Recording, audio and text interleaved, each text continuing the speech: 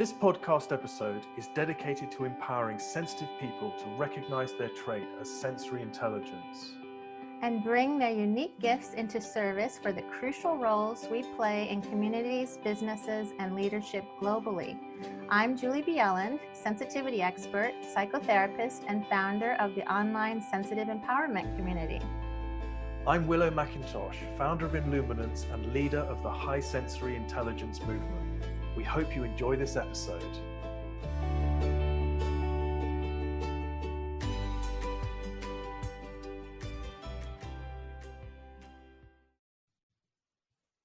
So welcome everyone to our podcast, and we're actually doing this live through my sensitive empowerment community. And I'm really excited to have you guys. And hi, Willow. Hey, Julie, how are you? Doing well. And our topic today is 10 steps to creating healthy friendships and relationships as an HSP. And very excited to talk about this topic. And I know that this resonates with a lot of HSPs, which is why I wanted to talk about it today, because I don't know if there's any of us that have not experienced some sort of unhealthy, possibly even toxic relationship or friendship in our lifetime. And what do you think about that? Yeah, absolutely. I'm so pleased that we're able to cover this topic. I think it's such an important area for us, one that can cause a great deal of, a great deal of confusion and sadness, and can really kind of bring us to a grinding halt sometimes, I think, if we're not managing our relationships properly, or if we have a tendency to get stuck in unhealthy relationships. And at the end of the day, it kind of boils down to the relationship we're having with ourselves. So it's a wonderful topic, and I'm really glad that we're covering it today. Yeah, it's so important. I mean, we are such a caring, giving, empathetic group of people, and I've heard over and over again HSPs saying that they wish they had a friend like themselves, and I want to help you guys get that, because you deserve that. And so I've sort of created 10 steps, and we can talk about those steps. And if people have comments along the way, if you're listening live, go ahead and put them in the chat if you're resonating with something or you have questions about it. And I think one of the first steps to developing a healthy relationship is that we have to do our own internal work to develop a sense of self, which we've talked about a little bit in past episodes, and also to develop more self-worth. Because I truly believe that how much we love and respect ourselves is often how much others love and respect us. So what do you guys think about that? What do you think about that, Willow? Yeah, absolutely. I think that's a real key part of it. It is very much that it's almost recognizing that there is a difference between ourselves and people outside of us. And I know that kind of sounds very obvious, but I think sometimes when I speak from my own experience, I can remember in years gone by, sometimes when I'm in the company of others, and because there's so much information that I'm picking up from other people, and the levels of empathy are so high, sometimes it's quite difficult to actually work out where other people's energies and feelings stop and where my own energies and feelings begin. And I think once we get this understanding that, we have our own boundaries, we have our own hearts, we have our own needs, we have our own thoughts. And yes, of course, we're here to communicate with others and love others and be in relationship with others. But at the end of the day, our own personal experience of ourselves has to be the fundamental reference point that we come from. Yeah, I mean, I certainly have experienced that. I know before I did all my personal internal work, I had friendships and even a relationship that was really unhealthy in the end. And it's there's so much to be said about that, because I know for myself and for a lot of HSPs that it's really common for us to just be such givers, and to the fact that we're over giving, and there ends up being a unhealthy dynamic in relationships. And then there are some people that will take advantage of that. And I know that a lot of HSPs relate to that. If you guys are relating to that, I would love to see your comments, your live comments along the way. But I know for myself, I was not able to really develop very healthy friendships and relationships until I did my personal work, where I could understand what I needed and get to know myself a little bit, because I was so focused on what they needed that I didn't even think about what I needed. And therefore, if I'm not able to know my needs or express my needs are not going to get met in a friendship or a relationship. And we see a lot of people, Renata, definitely relating to overgiving. Yep. Cecilia is saying, do you think HSPs are drawn to dominant personalities and even narcissistic personalities because we can have poor boundaries? Yes, I actually do think that. I see that a lot in this population, something I've even been involved with in my past, because that's a match made in heaven for a narcissistic personality, is someone that's going to be overgiving without boundaries. Have you seen that, Willow? Yeah, absolutely. Yeah, I mean, I know it causes a lot of people a great deal of pain and suffering, but it is very interesting, this dynamic that happens between HSPs and narcissistic tendencies. You know, there is almost this kind of codependent relationship that happens. Obviously, you know, the more narcissistic side of the dynamic is very much dependent on the attention and the energy and the, you know, on the kind of love that gets given. But in some ways, I think we also become a little bit dependent on that ourselves, because there's a great deal of attention and we feel very needed, and it feels like it's a sort of a gooey place of love, when actually it's unhealthy and it's not balanced. And Yeah. you know, it's a tricky place to be. And I think as HSPs, we want to give, you know, we have beautiful hearts, and we want to give as much as we can. And, you know, there is this real kind of calling in us to look after people and be there for people. Yet there's got to be a recognition that we're not here to take responsibility for others. And that, I think, is a key piece to help us to be loving and to look after others and feel for others and do all the wonderful things that we do. But at the end of the day, if we are taking responsibility and we're giving too much, then it's to the detriment of ourselves, and we begin to suffer, which means the other person in the relationship begins to suffer, and it all just starts to fall apart. Yes, definitely. And thinking about that dominant personality with an HSP, I've seen that a lot, and I've experienced that myself. I even think back into my childhood days, and before I understood the trait and, you know, developed my own tools to support myself through it, I was so overwhelmed all the time that there was almost something good about, in those moments, I thought, good about having somebody make the decisions for me. It's like, oh, I'm so overwhelmed, I can't make the decision, you just make it. And then that created this unhealthy dynamic for me and in the relationship. And then one thing that I see happens a lot too, if we're looking at a narcissistic experience with an HSP, often those relationships begin, whether it's a friendship or a romantic relationship, begin with a real high, because like you were saying, Willow, it's like, you know, you're sort of feeding each other. The narcissist is feeding the HSP, giving lots of attention and love, what you're thinking is love. And what ends up happening, though, through time, is that if the narcissist doesn't get their way, or they are unable to control certain situations, or maybe you're trying to get a more healthy dynamic that's more balanced, then they're starting to not get their way, and that's when things start to fall apart. But what's really confusing for a lot of people in those relationships is that it doesn't feel like it's bad all the time. It's just often a cycle that ends up happening, where you have sometimes that it's extreme highs, sometimes extreme lows, and it gets really confusing for people. And I've seen that a lot in the dynamic between the two. Yeah, absolutely. Yes. Yeah, it's a very common piece that happens there. And you're absolutely right.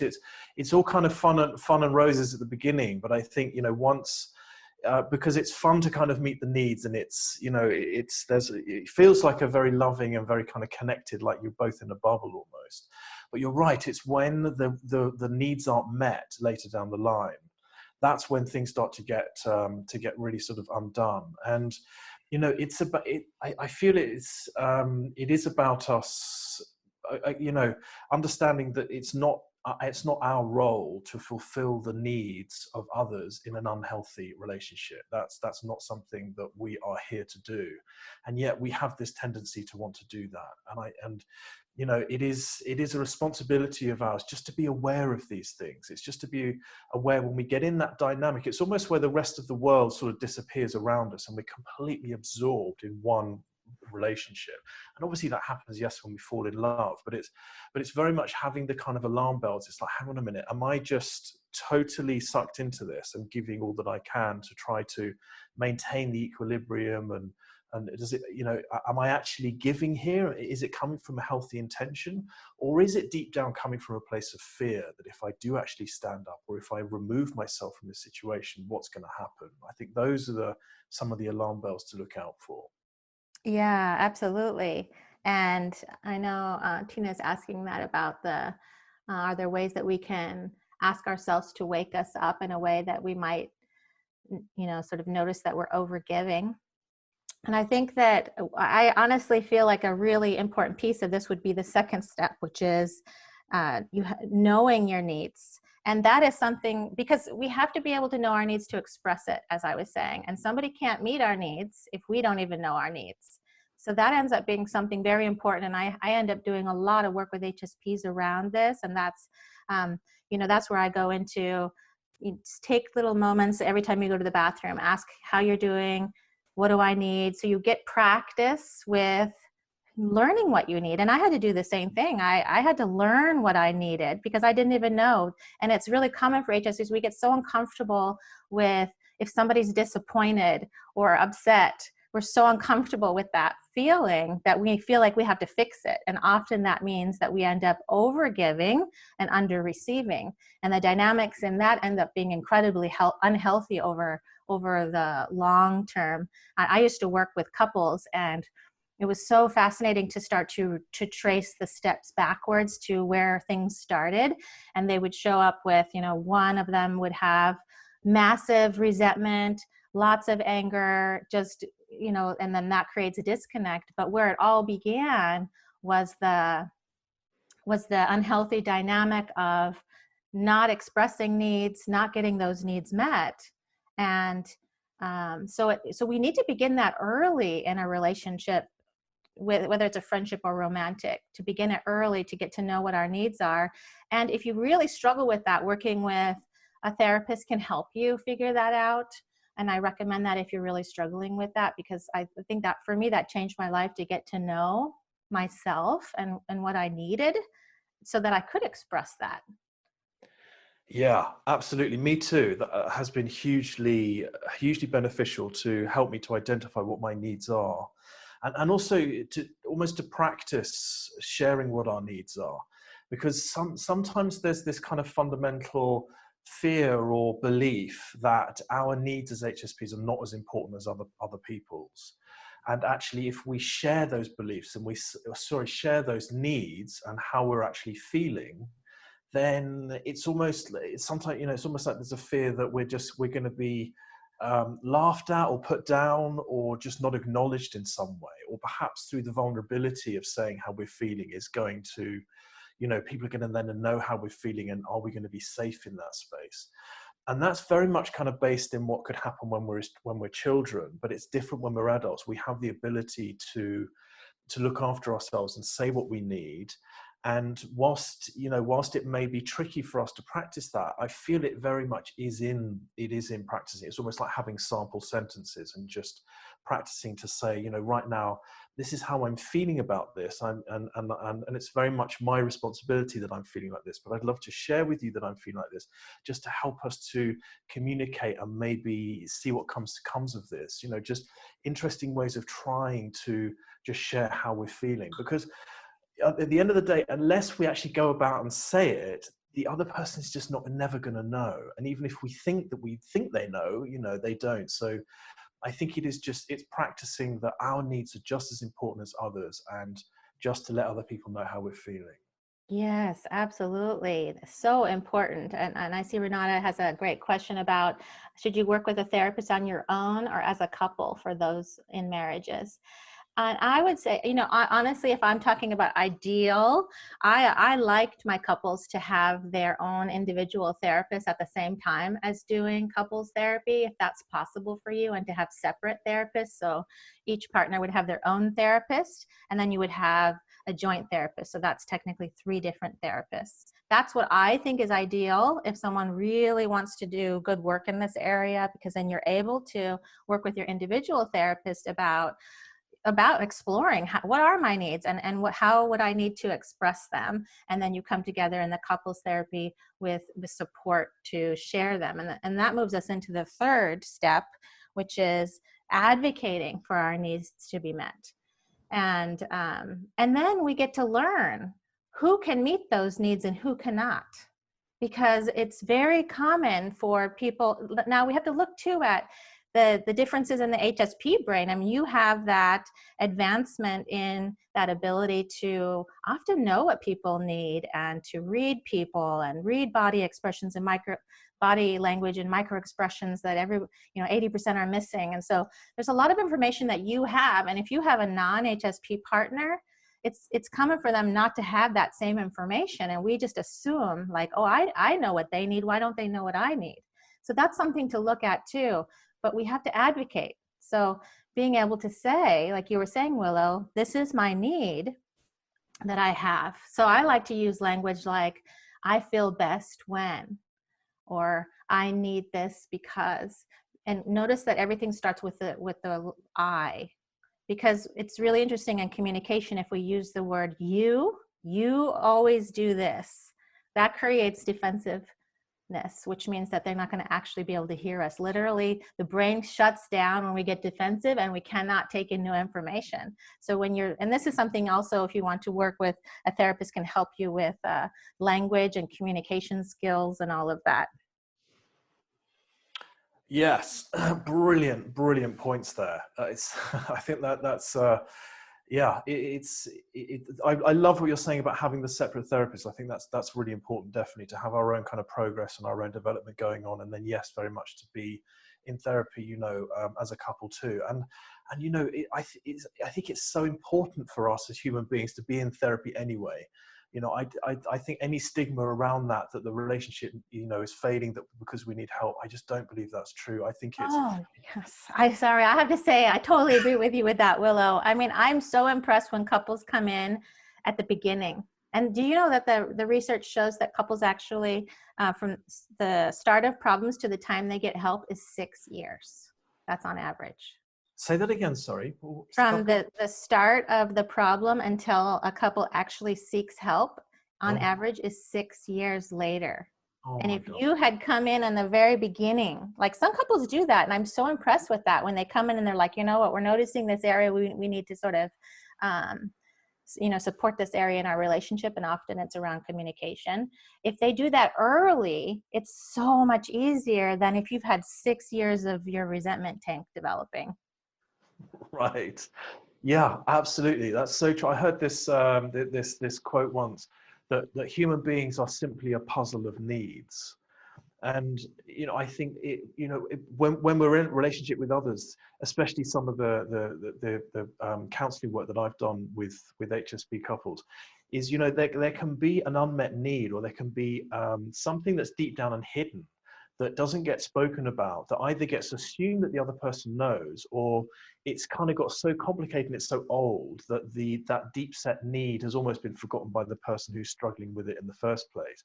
So, just by the act of speaking, when there is someone else present, just to explore and manage emotions and manage energy and get down to what the real needs are, it can then recreate such an important foundation for the relationship moving on. Oh, yes, very much so. I happen to love the Gottman method. Have you heard of that, Willow? I have. I'm not too familiar with it, though. Tell me about it.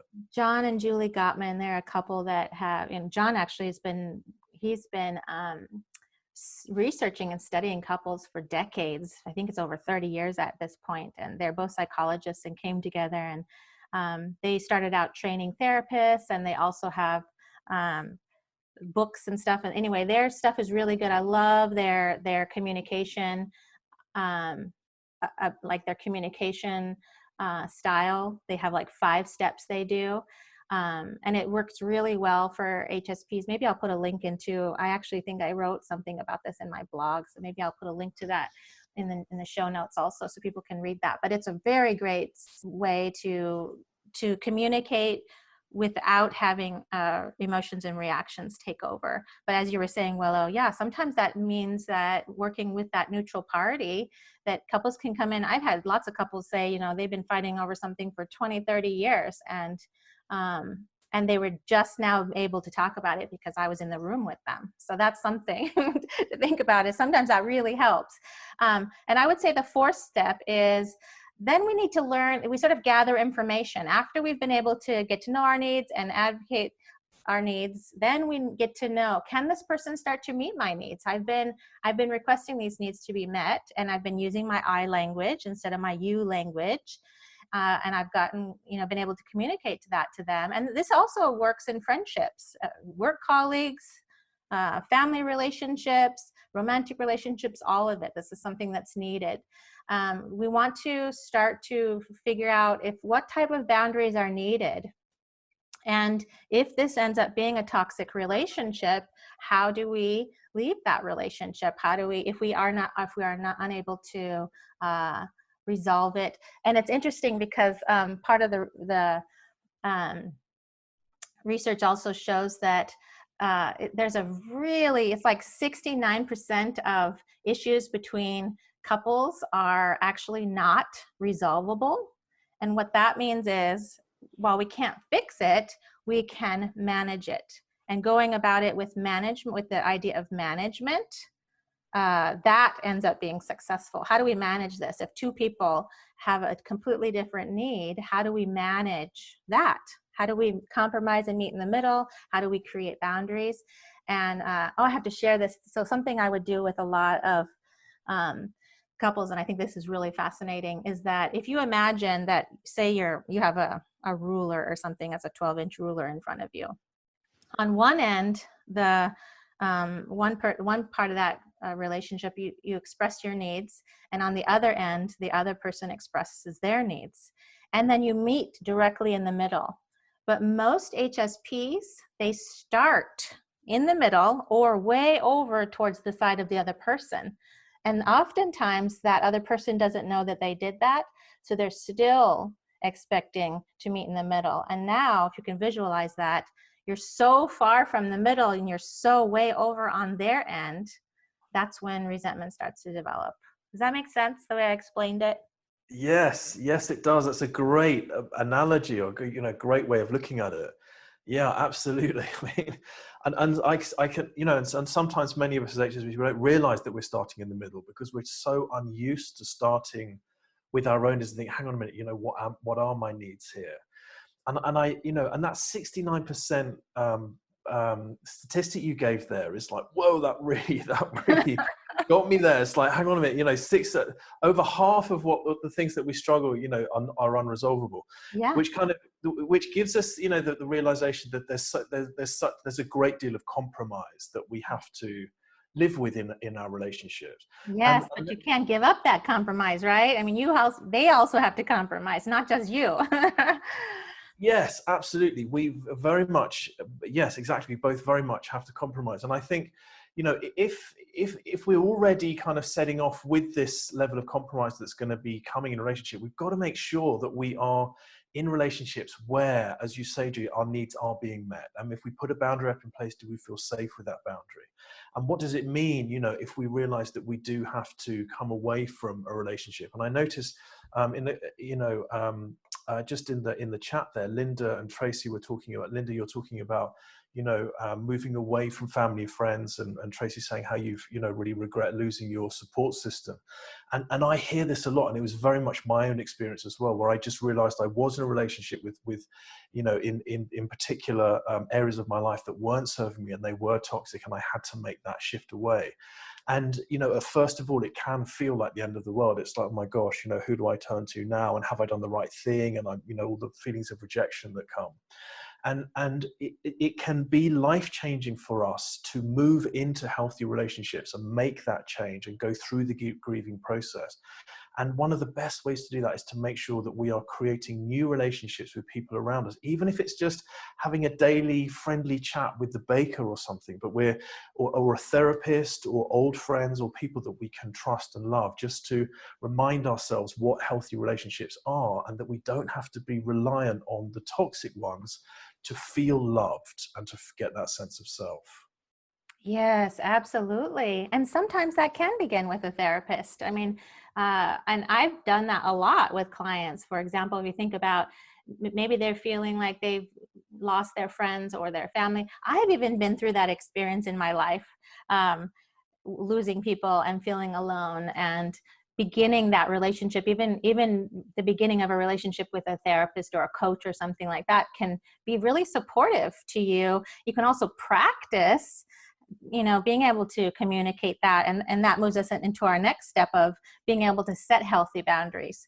So maybe we can give a couple of quick examples of what that might even look like. And I'm just picturing something that comes up a lot in my work is, say, for example, there's a husband and wife, and the husband goes out golfing every weekend. And the wife is at home with the kids, managing her work, managing the household, managing it all. And she starts to develop resentment about this, that he's going off golfing. So a healthy boundary would be that she also needs to have time to herself. So that needs to be worked out and compromised, that he's not the only one getting that time to himself. She also needs to get it. So that's a little bit of an example of developing a healthy boundary. You want to name something too, Willow? Yeah, absolutely. Yes, I think it's learning that, it's learning to acknowledge our needs are just as important as other people's, which is we've very much covered that. But that is a great example, and I think examples with a relationship, when we're in a loving kind of relationship with someone else, it's about those steps of expressing the need and understanding that we can't overstretch ourselves into a place that's just exhausting us, or it's putting ourselves at risk emotionally and energetically. That it is finding that language and creating that boundary. And an example, that's a good question. What's an example of that? I think from my experience over the years, what I find is that people, I mean, it sounds a bit, if I've worded it in the right way, but sometimes I find people can become quite dependent on my energy sometimes. And I'm sure a lot of us experience that, where, people almost kind of, I guess we've touched on with the narcissist piece, but I think it's where we feel like people are overusing our energy and they're dependent on us being around, like they're always phoning us up for advice, or they just expect us to be there a lot of the time. And that, for me, I found was one of the trickiest boundaries that I had to set up for myself. And it was learning how to say no in a loving way, where it wasn't okay for me to come round at that point, or to be at the end of the phone 24/7, just to say, this is just to find the language and to set up that boundary, to recognize that having a healthy no within us is an act of love for ourselves, and also for the people who need to hear it. That is such a great example, because I hear that over and over again in people trying to develop friendships with others too. Is like they feel like they're always the person giving advice and support and giving and not receiving. So one of the things that I often, when I'm working with someone, is I'll say, I want us to start practicing saying something as simple as, I've been really happy with being able to support you, and I'm wondering if I can share some of what's been going on with me, so I can also receive some support and advice from you. Something as simple as that, where you're making the request. Yes, absolutely. Yeah, I think that's a really, really good way of putting it, definitely. And when we can sense in ourselves that the person on the other side is a healthy person, and we want to be in a relationship with them in whatever context that may be, that, to recognize in ourselves that it's going to take work, and it's going to take commitment, it's going to take compromise, as we've revealed here.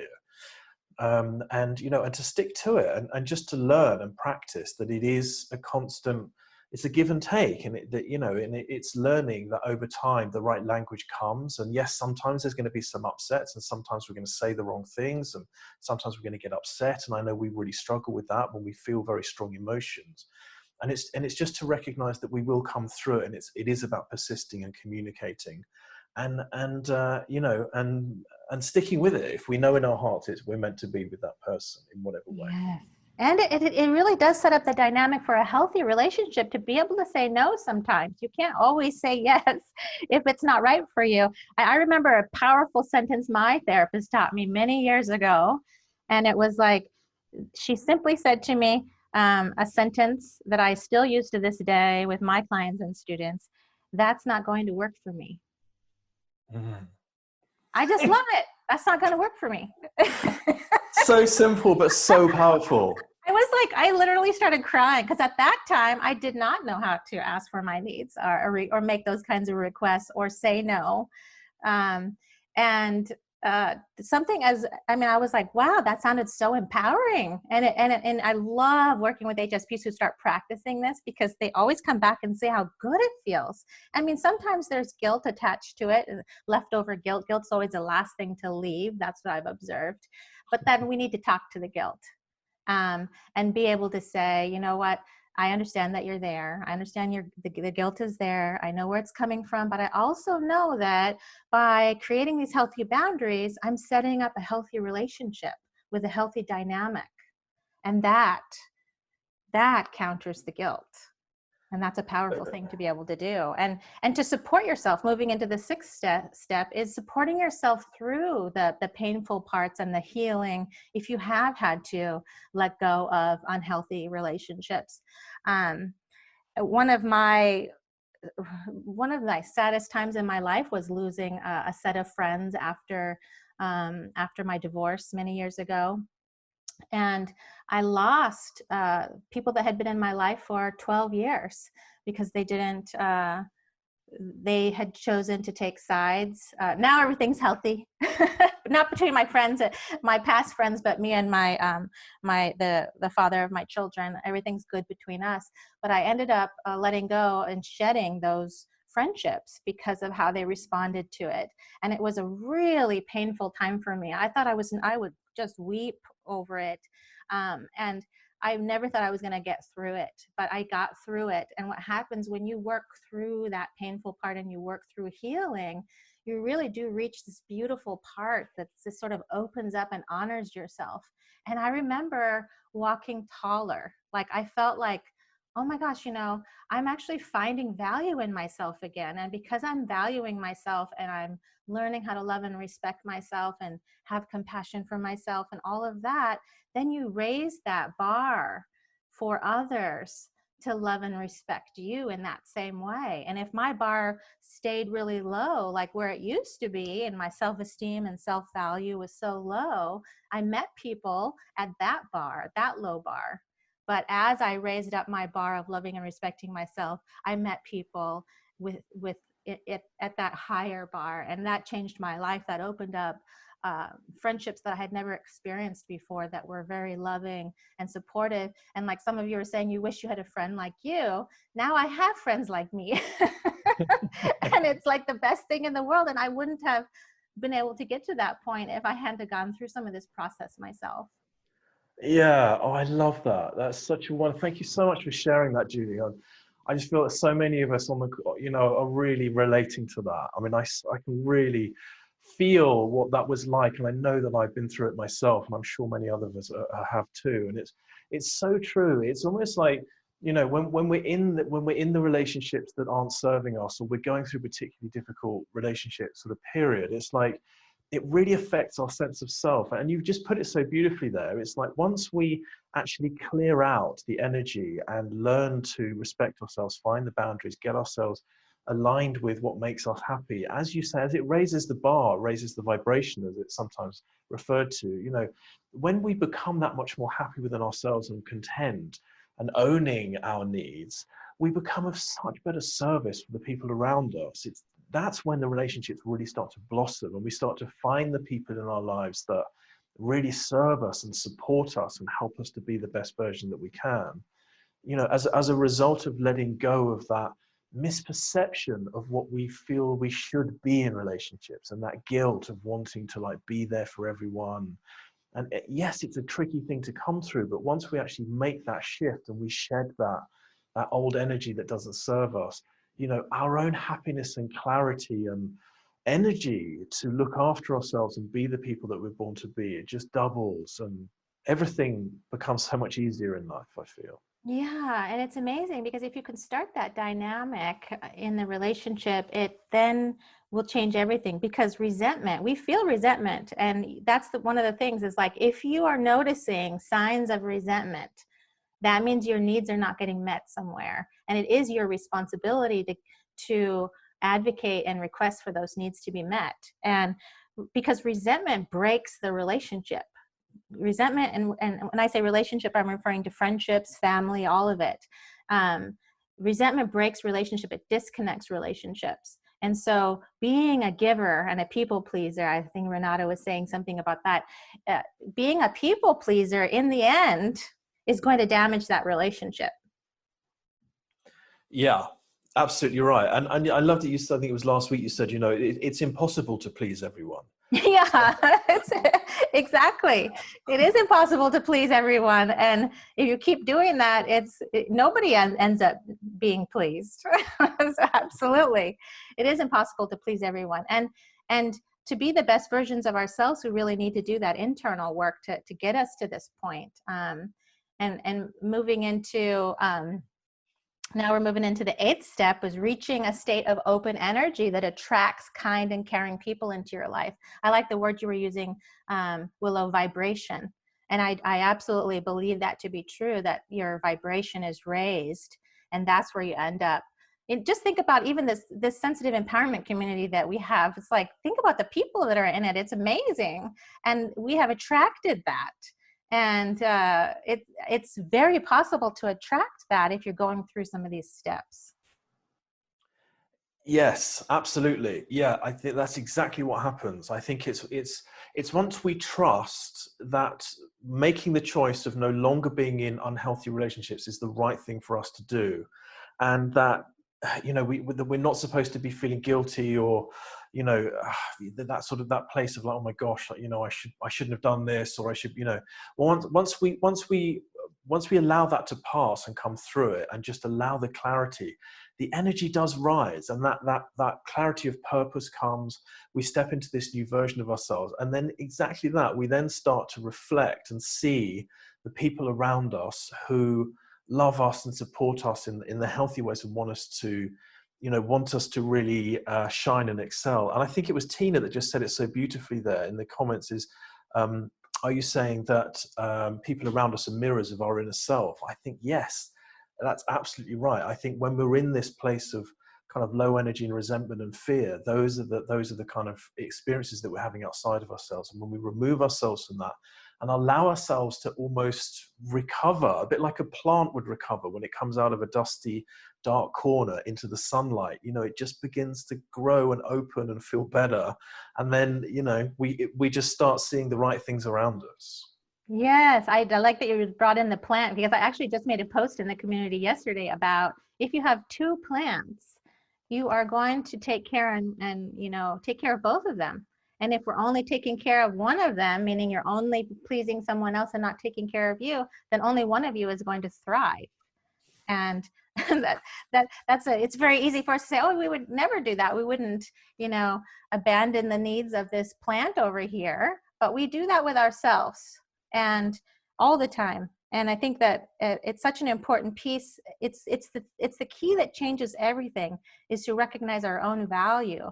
Because if I'm walking around in the world without valuing myself, which is exactly where I used to be, I didn't expect other people to value me, because they could only value me at the level I value myself. They could only love me at the level I love myself. I can't soak in anything more than that. Yes, exactly right. That's exactly right. It's just basic metaphysics, or whatever the right term is. But it's just almost like that's how the world works. It literally, it's that reflection.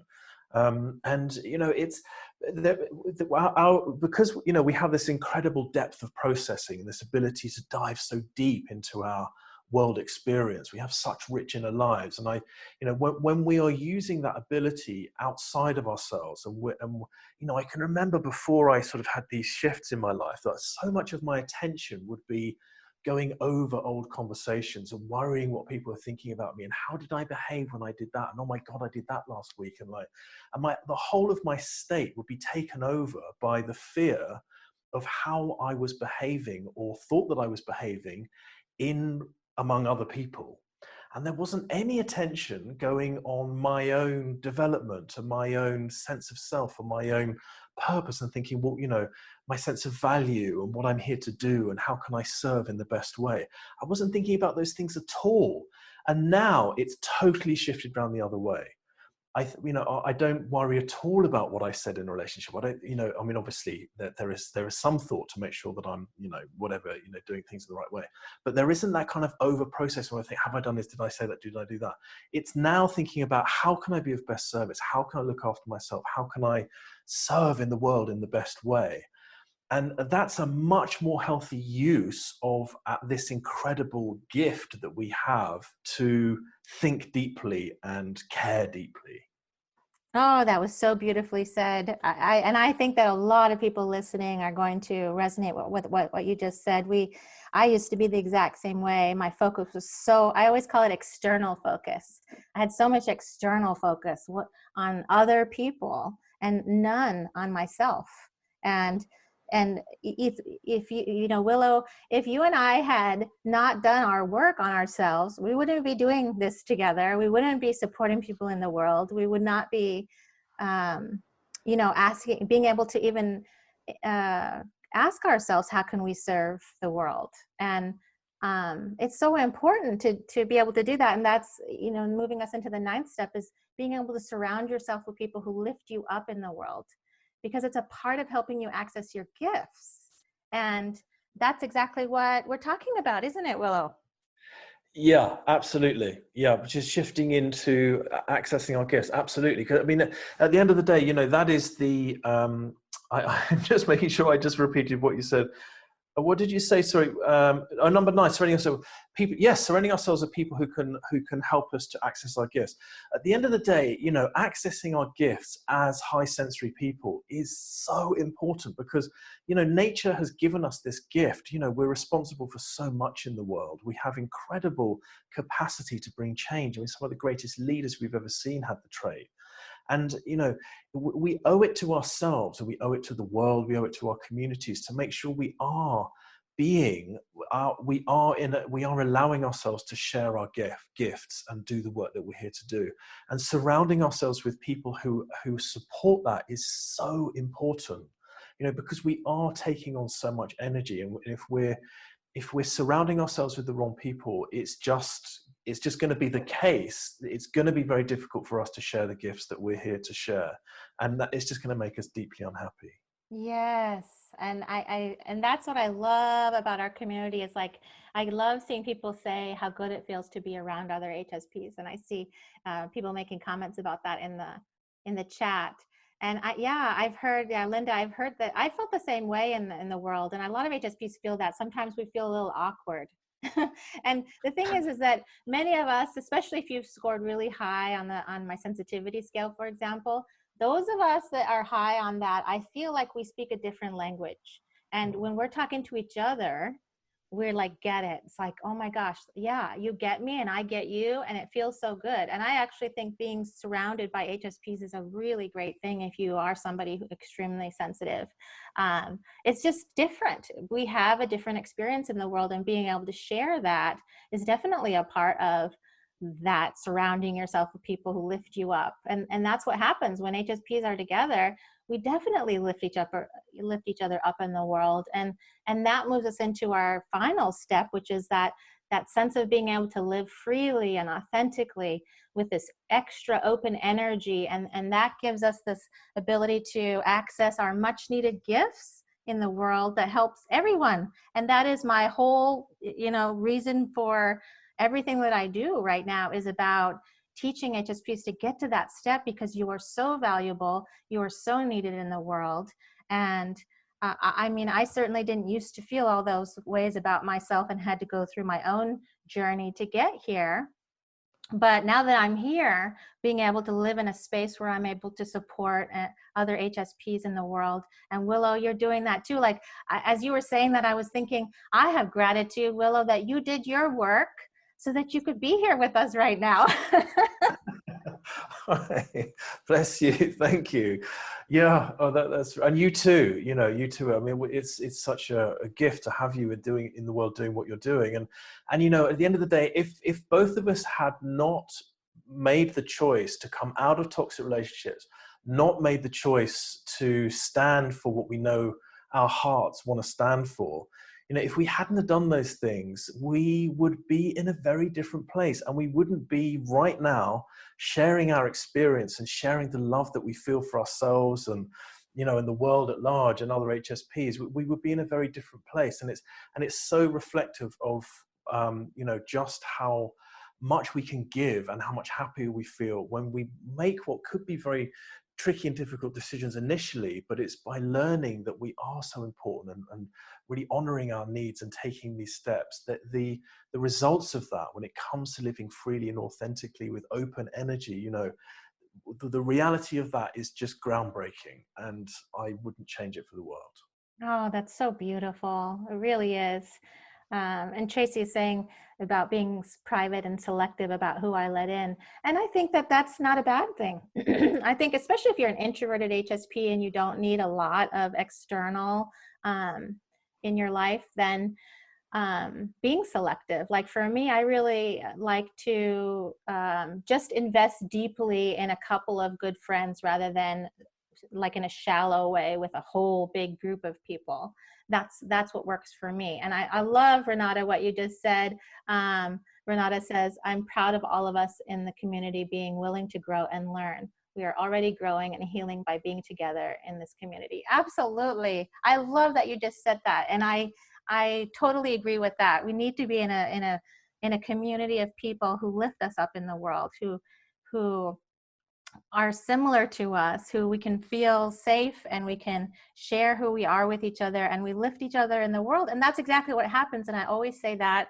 You guys are going to get sick of me saying this probably, but I always say this, that when you take an HSP and you lift them higher in the world, they absolutely go out there and make a difference in some way. You just who you are. You are such giving, caring, kind humans in the world.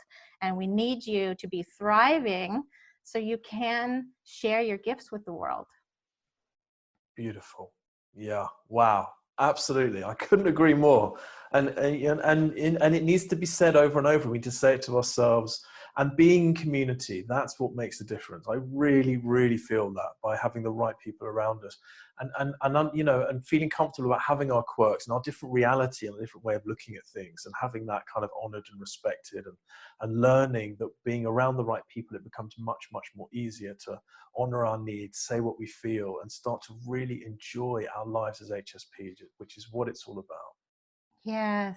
Oh, it's such a beautiful conversation. I love it. If anybody has any last minute questions, you can put them in the chat. And I'm also going to be following this up with another event in a couple of weeks about where we can do some more Q&A over about friendships and healthy relationships, developing them. So I hope that this has been helpful for you guys. Did you find this helpful, everybody? I'm trying to read through the chats too. They're coming in quickly. I love it. How about you, Willow? Any last things that you would like to share?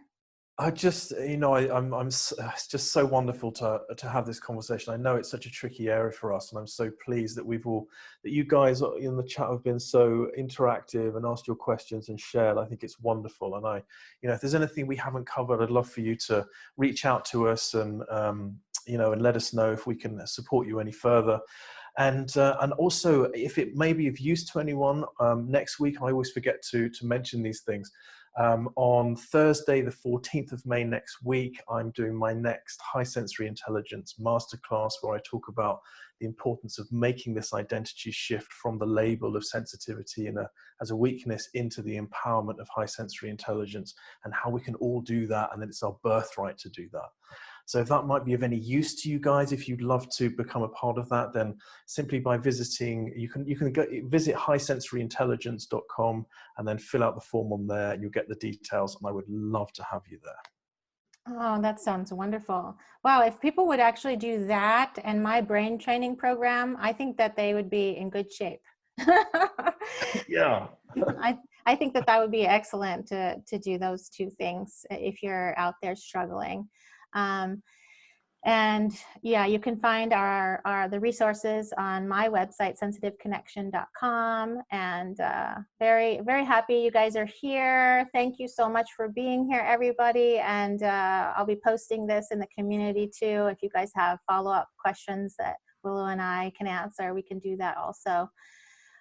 Thank you, everybody, for sharing yourselves with us. And we really love and appreciate this community so much. And I'm so proud of all of you for how much you guys work at your growth. And it's just very inspirational to be a part of it. Yeah, so, absolutely. Thank you so much for being here, everyone. Yeah, we got lots of thank yous coming in. We appreciate you guys. And we'll talk more about this, and keeping track of what you guys need. We'll keep on doing it, and hope you guys can listen to all the podcasts that we've done in the past and be here for the upcoming ones. I think Willow and I really enjoy talking with you guys. Thank you, Willow. So. Thank you so much. See you all soon. You guys take really good care of yourselves out there. Bye-bye, everybody.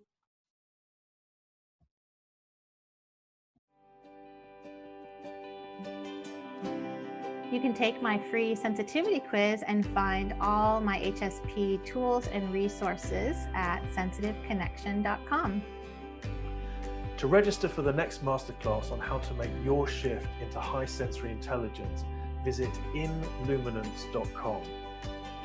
Please leave us a voice message if you have a question or comment for us to be included in a future episode. Just click the voice message button in the show notes, introduce yourself, tell us where you're from, and record up to 60 seconds. We love hearing from you. And please share this episode to help others. And take extra good care of yourself out there. Bye-bye, everybody.